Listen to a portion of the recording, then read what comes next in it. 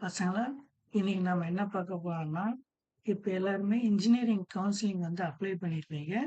அதுல வந்து எப்படி நம்ம காலேஜ் வந்து நான் எந்த காலேஜுக்கு போலாம்? எப்படி சூஸ் பண்றது?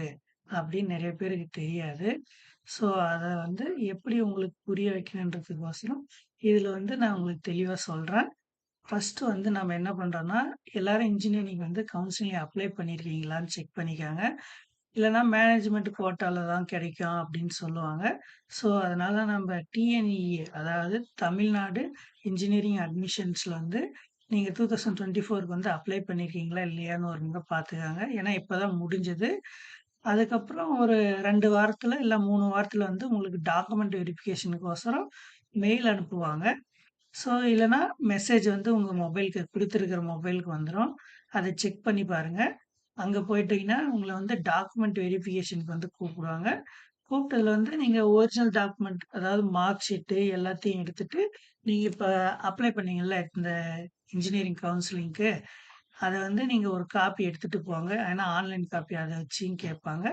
இது டாக்குமெண்ட் ஒரிஜினல் வெரிஃபிகேஷன் முடிச்சுட்டு அவங்க வந்து ஒரு புக் தருவாங்க. அது வந்து நான் என்னன்னு அப்புறமேட்டு சொல்றேன். ஒரு புக் வந்து அதாவது தமிழ்நாட்டுல வந்து இவ்வளவு காலேஜ் இருக்கு. இன்ஜினியரிங் காலேஜ் இருக்கு. அதுல அந்தந்த டிபார்ட்மெண்ட் இருக்கு. அதுக்கு வந்து கவுன்சிலிங்க்குன்னு ஒரு கோடு தருவாங்க. அதாவது ஒரு 4, 5 கோடு இருக்கும். அதாவது ஒவ்வொரு காலேஜுக்கும் ஒவ்வொரு நம்பர் தந்திருப்பாங்க. அத பார்த்துக்கணும்.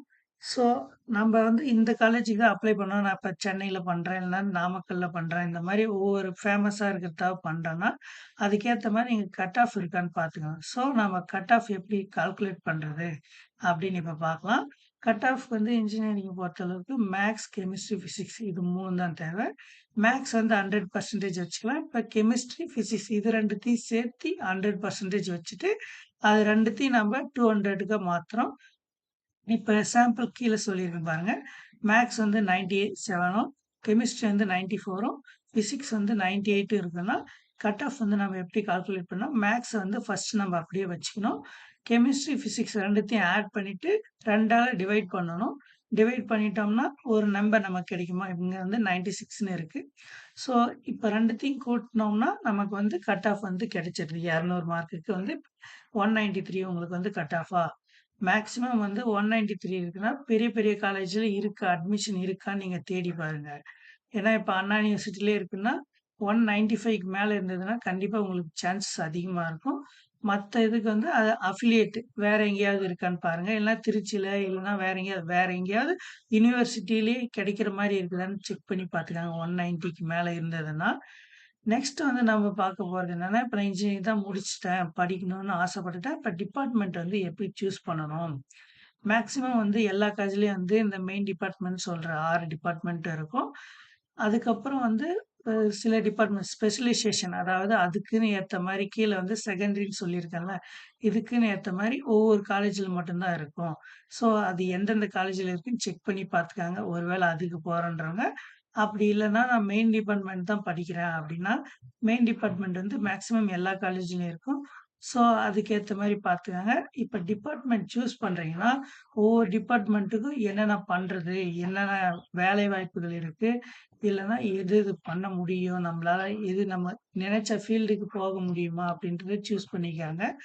ஐடின்னா எல்லாருமே இப்ப எல்லாம் ஐடி தான் போயிட்டுருக்கு அப்படின்னு சொல்லுவாங்க. என்ன சொல்றது? எல்லாம் கோடிங் தான் ப்ரோ. எல்லாம் கோடிங் பண்றதுக்கு ஐடி கம்பெனிக்கு போறாங்க. அதனால ஐடி, சிஎஸ்சி மேக்ஸிமம் எடுப்பாங்க. இசியும் எடுப்பாங்க. ஏன்னா ஐடிக்கும் போலாம், கோர் ஃபீல்டுக்கும் போலாம். மத்த இது வந்து சிவில் வந்து ஏன்னா கட்டட வேலை இல்ல அந்த மாரி ஏதாவது ஏஜென்சி அந்த மாரி இருக்கும்.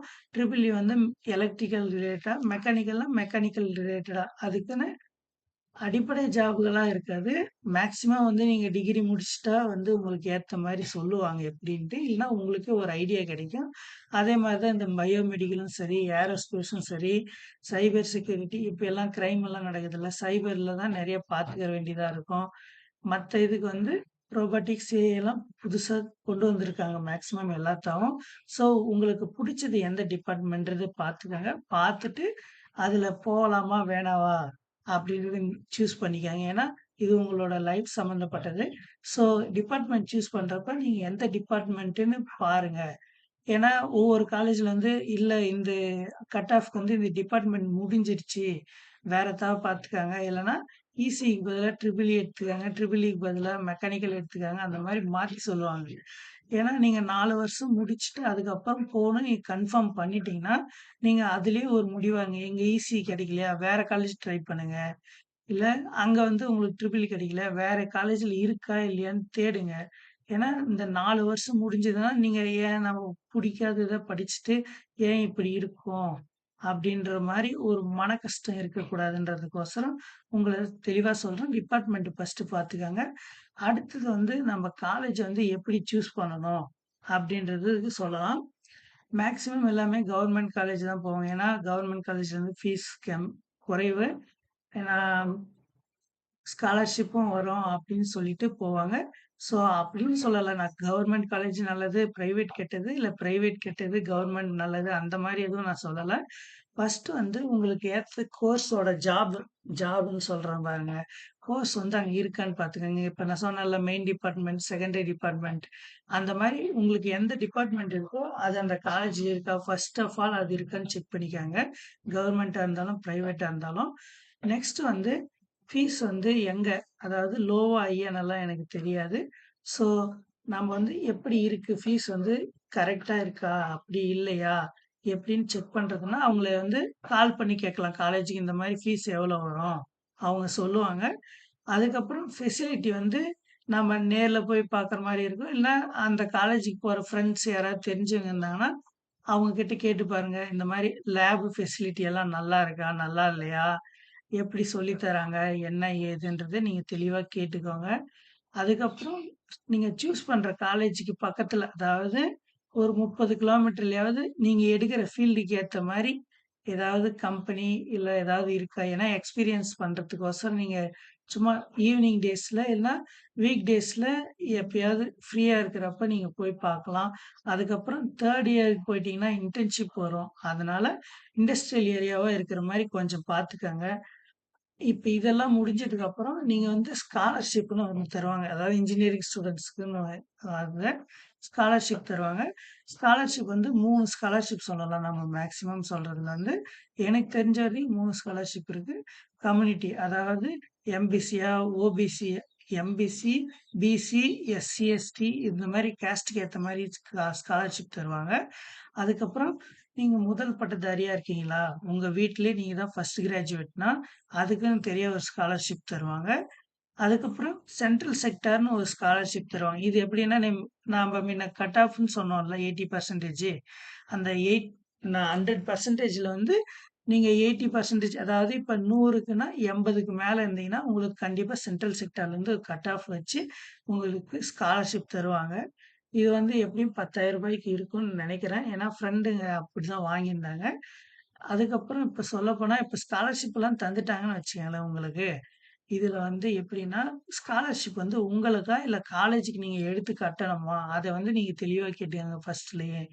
ஏன்னா நாங்க போய் சேர்ந்து முடிச்சதுக்கு அப்புறம், அதாவது எங்களுக்கு வந்து ஃபர்ஸ்ட் இயர், செகண்ட் இயர்ல வந்து வேணாம் எதுவும் சொல்லல.